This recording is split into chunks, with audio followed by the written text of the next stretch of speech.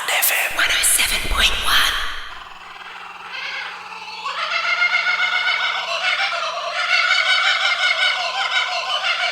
Hi everyone, and welcome to episode 4 of Going Wild in the Highlands with me, Floss, and my mate Lou.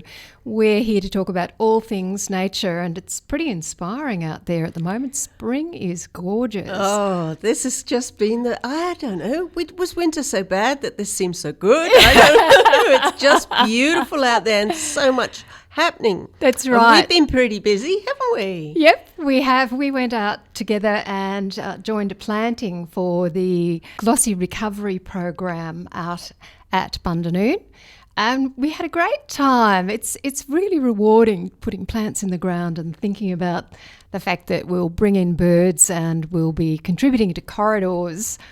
Yeah, and it was a lovely property. The guy loved, what did he say? He loved casuarinas, the glossy black cockatoo trees. That's right. right. And he said, put more casuarinas in, more she oaks, please. Yes, yeah. So we put in about 300 before lunch. I thought, wow, we're never going to get that many in. No, it's so beautiful to see a paddock transformed to a planting, isn't it? Even though we need paddocks for food, it's great when farmers will provide a certain amount of land for corridor plantings. We really appreciate it. So we had a good day. And then I think when I left, you went off for a wander. I went for a toddle. Well, actually, I'd been for a toddle the day before and I didn't have my camera.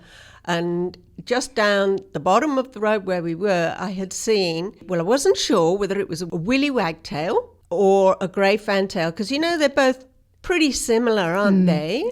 The willy wagtail's black and white and the grey fantail's grey and white, but they both got long tails and they wag them from side to side, and they're fly catchers, and I think they're in the same family. So I went down to have a look because what I discovered was there was a nest there, just in the water, in Paddy's River. It took me ages to see it. It was so well camouflaged. So I went down with my camera this time and I crawled around the undergrowth. I got there and I couldn't find it because it is the most beautiful cup-shaped, woven nest with a tail. Oh. And the tail was sort of wrapped around a vertical reed that was sticking up out of the river. Oh. And then there was vegetation sort of over the top of it. It was very sheltered. It was very shady. But it was, even though I knew where it was, I couldn't find it for a long time until the bird showed up. And as soon as I saw the bird, and it sort of went straight there. Yeah. I reckon it was a grey fantail. Absolutely right. You've just described a grey fantail's nest beautifully. I have, yes. Because I don't think the willy wagtail has a tail. I mean, on its nest. I don't know the answer I've to seen that. the willy wagtail nest. Now I must go and check, but I'm pretty sure it's just a cup, a beautiful cup, but nevertheless with no tail. The tail makes it camouflage so much better because it's just sort of like long and thin. Yes. And what else did you see down there? Well, I couldn't believe my luck. Could not believe what I saw. So I shouldn't have gone home early. I was being very quiet and I was very still, and I did hang around a long time. And I do say to all our listeners, this is the way you see wildlife. That's right. Suddenly, I heard a sort of swishing sound in the water. And I looked and there was this big thing in the water, no kidding. And I looked down and it was a swimming Rakali. Oh, fantastic. Do you know what a Rakali is? Yes, a Rakali is the rodent formerly known as a water rat. Yeah, we decided it needed away that name. rebranding. Doesn't look a bit like a rat. No, some people are wanting to have it called the Australian otter. I'm one of them. Because that's how he uses the tail. I watched it. It's a big animal, you know. If you count the tail, what are we talking? Yep. They say that the body gets up to about 35 centimetres in length before the tail. And the tail's easily the same length. And the last third of it is white. That's right. And that's how you know. And it was using that tail like a rudder. And it was swimming right in front of me. Oh, great. So did you whip your camera out? So well, I had my camera out, but I hit the button and the button makes a noise. Oh! And damn it, you know what happened? He heard it. Or she heard it and immediately dived. Oh. Heard the click of the button and went down underneath. And I went, okay, where's he coming up? Where's it coming up? And I could see the far bank, a really muddy sort of underhang. He crawled out of there and along, and that was the end of it. Oh. I understand that Rakali are the only Australian mammal that will eat the cane toad. They know how to dissect it, and they get out I think it's heart and its liver, or its liver and its kidneys, and they don't eat any of the toxic parts. So they're doing us I a know there favour. are several birds do that. I know kookaburras Yeah. have learnt to turn them over and take out the nasty bit, or just eat the good bit. Yeah. Yeah, Thank but goodness some what of a them are. what a sighting! And you know, this was Yes. not a great looking creek, so it's interesting what lives down at the bottom of your creek. Yes, that's true. That's Amazing, yeah. true. Another thing that I did this last few weeks is that I went up to Blue Gum Creek in Natai and had a great time with some friends. Lou didn't come with me because she was worried that she might get wet. But Well, it was a potentially wet day. It was a potentially wet day, but it didn't rain in the end. We had a lovely time, despite the fact that Lou wasn't with us. And there were lots of flowers out there. In particular, there were lots of waratahs out. It was beautiful. We heard something like 30 different species of birds. We saw some of them, but we heard 30. That's quite a lot. Yeah, it was Yeah. a really lovely day, and we could also hear frogs calling. It's just, as you've been saying to me, there's so many sensory delights out there at the moment. That's it. I feel like I'm in sensory overload at the moment. I mean, even the garden, I feel like saying to all the plants, can you just slow down? Slow down. Everything's flowering and blossoming all over the place. I can't keep up with it. And all sorts of things are going on outside the garden, noises and things like the Wonga pigeon is driving me crazy. Oh, yes. It's the male, of course, that calls, never actually stops calling all summer. And we might have a recording of that, might we? Yes, Lou actually sent me her recording of her personal Wonga pigeon. And here's mine, of course. We'll give it a go here.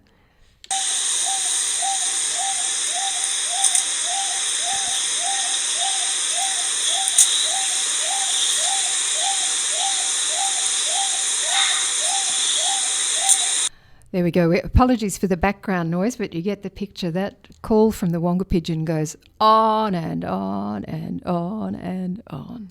And he's such a beautiful pigeon. Have you seen what he looks like when his Yes. bum's up? Have you seen? I can't say I've seen him with his bum up. Oh, that's the best bit of him. The patterns of grey and white feathers as he lifts up his tail. It's just magnificent. So he's displaying.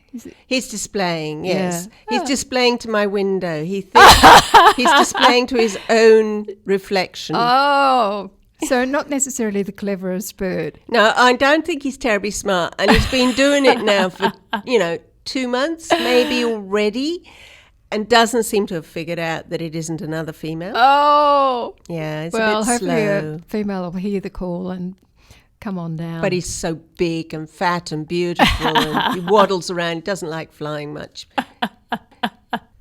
I wanted to tell you about what greeted me one morning when I hadn't even got my bedroom slippers on. I opened my front door, and there was a great big male funnel web. Oh, my goodness. I was so impressed. He said, "Good morning." On the concrete at the front of your place? On the concrete, yes. Oh, wow. So Yes. Fortunately, What's the gap he between my doing? door. Well, males this time of year, they're all out looking for females, but they do right, it so it's at literally night. off at night. So They always do it at night, Right. but I don't know what this one. Maybe he fell in love with the bottom of my door. I don't know. But they can't breathe very well. Funnel webs have book lungs. They're almost like gills. oh, They have to live. The female lives underground permanently. right. And she just comes to the top of her burrow at night and has a web, and she puts all her legs, or front legs, maybe 4, onto various strands of the webs and waits to see if any of them twang. And then she rushes to eat it, whatever it is, Right. hopefully. Well, he goes out, he actually wanders to look for her as well. Right. So he might twang it, but Right, she yeah. won't be eating him. Yeah. Anyhow, he was gorgeous, but I know Oh. what to do. You know what to do with a funnel web, don't you? If you No, find one tell in me your what to do. home. You get a cup. You don't panic first. You don't panic. You go, oh, that's big, that's black. Yes. Don't yes. panic. You get a glass and you get a sheet of, I usually get A4 size paper. You put it gently over the spider and then you slip the A4 sheet. You put the cup or glass over the spider. Yes. Yes.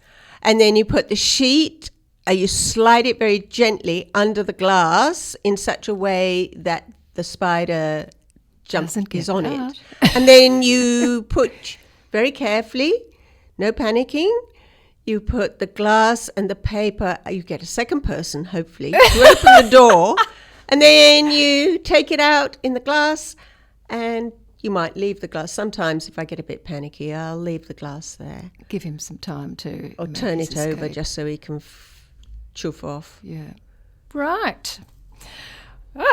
Okay, so let's go to a prettier story. I seen think the funnel recently. web's very, very... He may not be impressed. He may not be pretty, but he's... Wow, he is an impressive spider. That's true. Yeah. I'll give him that. Yes. Yes, he has chutzpah. Yes. Another thing that's happening, there's so much happening around about this time of year, is that the turtles are going to start to be moving around. In the Highlands, we've got a couple of different types of turtle at least. I know of the short-necked turtle and the long-necked turtle. The long-necked turtle is the one I know a little bit more about. We've got them throughout the Highlands. I understand that they're up at Thurmere Lakes. You see them on the roads around here. And there's a nice population that most people are probably familiar with at Lake Alex. Yes, Lake Alexandra has got a number. I went with a friend around the lake the other day. There were 12 Wow. out basking on logs or rocks or just their heads sticking out. So there's a good population there, but last year was not a great year because they lost quite a number of eggs and they lost quite a number of adults. There's a hill there at the top of Lake Alexandra, and it's a nesting site. And it's also a place where people sometimes drive to have their lunch in a four-wheel drive just to get under the shade of a tree. Unbeknownst to them, a rock and a turtle are very, very similar when it comes to going over a bump. So the good news is the council's put a turtle's nesting area sign up on that turtle hill to make people aware that they are nesting now. Usually late spring to late summer, October to March, they nest. They crawl out. They will go as far as 200 meters just to lay their eggs, to find a suitable site out of the water. And they will dig, lay the eggs under the soil, and then they will hatch out, and the hatchlings will go back into the water. So we want to keep that population really healthy. Yes. So it's great that the council has put up a sign and some blocks to stop four-wheel drive people going onto the top of that hill. I don't think people realise they don't do it for any other reason than, they just want to eat their lunch in a nice shady spot and look at a lake. But the turtles are out there, and it is very easy to do them damage without realising you've done it. That's right. The ones that choose to stay on the island are a little bit safer than the ones that wander off, but they all want their own little pos to build a nest. And at the moment around Lake Alex, you may see the females wandering, and even beginning to dig a little bit of a nest. So if you've got a dog or anything there, give them a wide berth. Just sit back and enjoy the sight. How lucky are we that we've got these creatures around Sometimes us. you have to stare a bit, don't you, at the log before you realise the Because log before you see them. is not just a log. Yeah, that's right. So they will be wandering about all around the Highlands at the moment. So wherever you're driving, please be careful, look out for them crossing the roads. If you see one crossing the road, if it's safe to do so, hop out and assist it across the road. Don't take it back to where it came from, because it'll only set out again. If it's pointing in one direction, that's the direction it obviously wants to go. So when you lift it, you can lift it. They don't bite. I don't think they ever bite. They've never bitten me. I just lift up the shell on either side and take them over to the side that they said they wanted to go to. Yep. And we recommend holding them well away from your body, because they have a defence mechanism, which is to squirt some smelly water out. And if you're unlucky, it'll be too close to you It's when never it squirts. happened to me, but I'm very gentle. And you stop the traffic and everybody smiles because people like to save wildlife. Yes, they do. Yeah. So, Lou, let's talk about things happening in November. Right. Well, there's a few things still going on in November to do with koalas, but probably the first date is a week of FrogIDing. That's identification. That's from Friday the 3rd to Sunday the 12th, and Floss is going to tell you all about that in a minute. Then on Saturday, the 4th of November at 10 o'clock at the Community Hall in Canyon Lee, there is going to be another koala Wild West karaoke. Don't miss out, people. No, don't miss out. Now, this is really meant to be for the people on the west side of the Hume Highway, and it's a citizen science project. They're going to learn how to use an audio moth, which is this microphone that is specifically for this purpose. And they will be given, if they are keen and they are landholders on the west side, they will be given for 2 weeks an audio moth that they can set up on their property to see if they can listen for koalas. So that is fantastic. Yeah, great opportunity to find It's out if you've got wonderful. koalas on your Yeah, because property. otherwise how are you going to know, short of them karaokeing on... And then there is another koala session. It's going to be all about how you can find koalas online. And it's going to teach people a little bit about projects like Barnett. Barnett is a site which is so important if you're a committed citizen scientist. Barnett we will talk about later, but it is the website that you go to record rare plants and animals, and it's very important because it is the site that planning departments go to when they are trying to find out if a development has any endangered species on the property that's proposed. So That's it's right. very important. Indeed, it is, and we should cover it at much more length in another episode. And you will also, on this online webinar or workshop online, you'll be able to find out how to report a koala sighting, and you will learn a little bit about another app called Trees Near Me, which we will also talk about. So that's on Thursday, November the 23rd at 10:30. And if you need to find out when this is happening and how it's happening and where to go, it'll be on the council website very soon. Oh, and then there's Berrima Landcare Working Bee. On the 2nd and the 4th Tuesday of every month from 9 to 12, you can meet at the Berrima Nature Reserve at the end of Sutton Street in Berrima. And this is an area of bushland right down by the Berrima River that is getting a real facelift at the moment. So if you're keen to get down and dirty, try going down there one of those days and meet the crew. Yeah, I think that's a really good idea. One of my experiences since I've got involved with nature activities is meeting different people, and I can tell you that people who are involved with nature are just the best group. They're the nicest.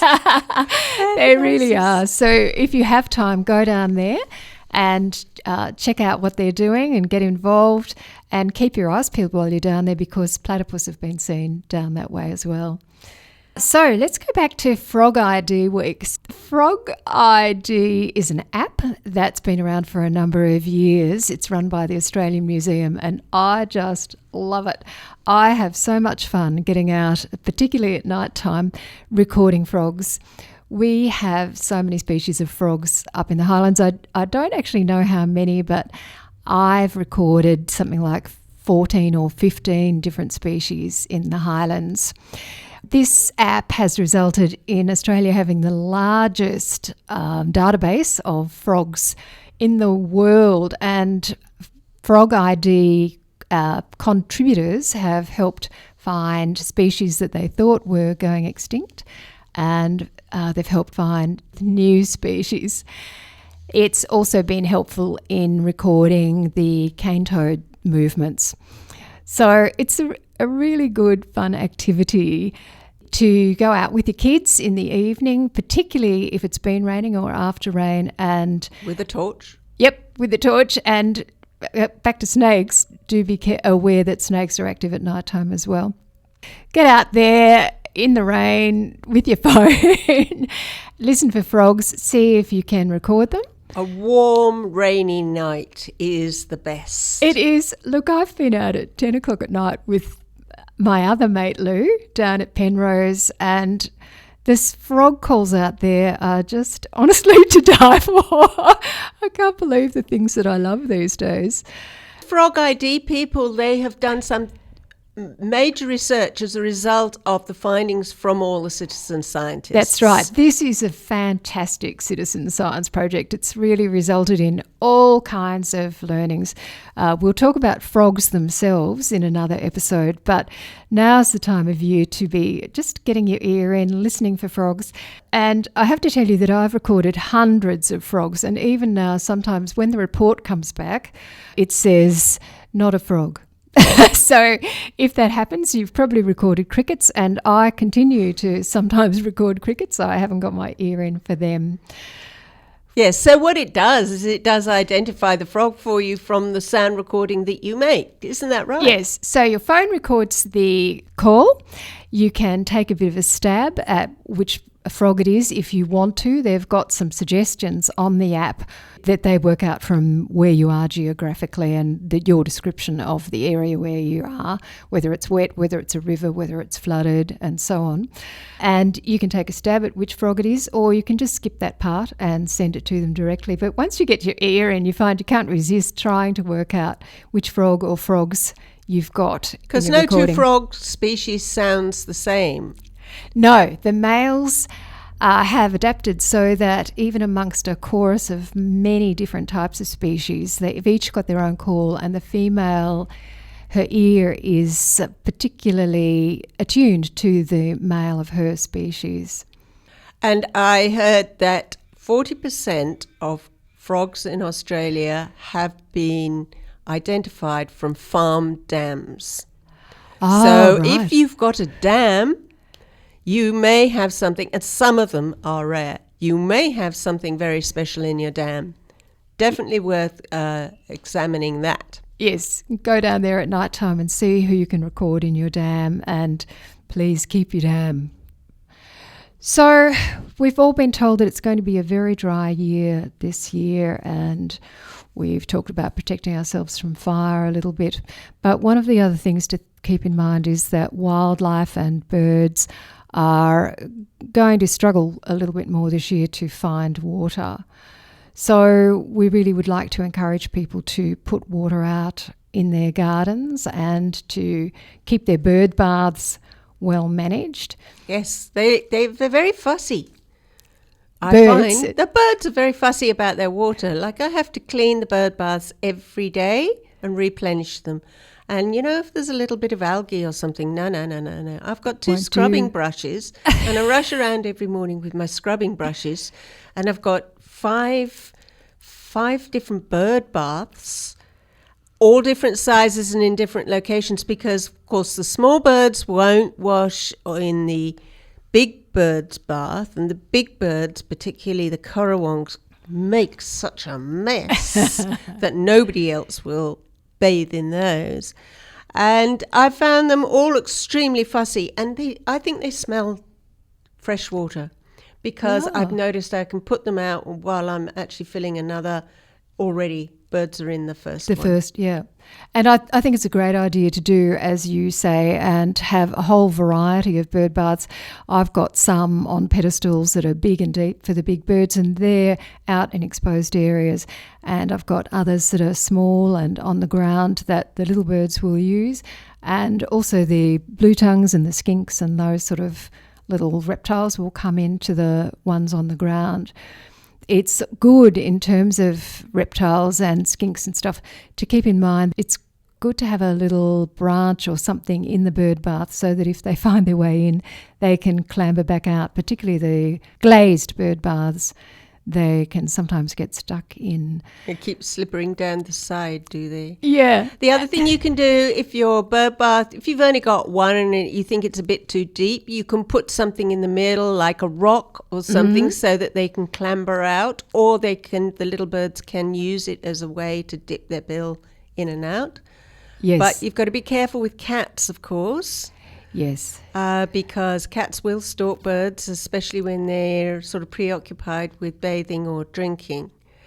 Yeah. So for the little birds, lots of prickly vegetation around the bird bath, lots of shelter places they can dash back into if things look scary. Yep, that's really good advice. Yeah. So please have plenty of water out there. Think about providing water for all of our creatures during the hot summer months. Keep the bird baths clean. They can pass on disease. So aside from them just liking it more, apparently, it's really good to keep them clean. And in particular, if you have any of those little red-browed finches, which I've got at home at the moment. She's showing off there. I'd kill for a red-browed finch in my They have to have access to water all the time. So make sure that there's a bird bath in a well-protected spot for them that has the water kept up to it. Thank you for thinking about those little guys at this time of year. So I think that's just about us for today, Lou. So, do you want to wrap up, Floss? Yes. So, everybody, we are everywhere now. Oh, I wanted to say hello.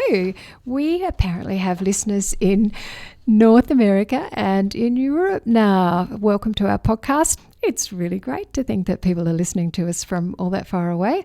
And perhaps next episode we'll tell you a little bit more about our area and the things that we see here. And you could come and visit and we could get a job with the tourist board. So these days you can listen to us on Highland FM at 8 o'clock on Monday nights or at any time on their website under podcasts. We're also on YouTube. We've got our own channel there now. We're on Apple Podcasts, Spotify, Google Podcasts, iHeartRadio, and anywhere else that you listen to your podcasts. You would really help us to get to a wider audience by liking and subscribing and reviewing and all those things. We really want to reach out to everybody, but specifically to Highlanders, and make them aware of the fantastic things that we have in nature in our area and get them out there enjoying it. Please feel free to get in touch. We now have a Facebook page called Going Wild in the Highlands. Our email address is flossandlou@gmail.com. Thank you once again to Highland FM for sponsoring us. This month, the Going Wild in the Highlands team included Adam Stokeld, Warren Barnett, Harrison East, Louise D, and this month, special thanks to Gay White. And a special thank you to Kailash and Challenge Southern Highlands for advice with social media. We really appreciate it. That's it from us for this month. We'll talk to you again in a month's time. Oh, and keep your eyes out for bonus little bits in between episodes. Bye. Bye now.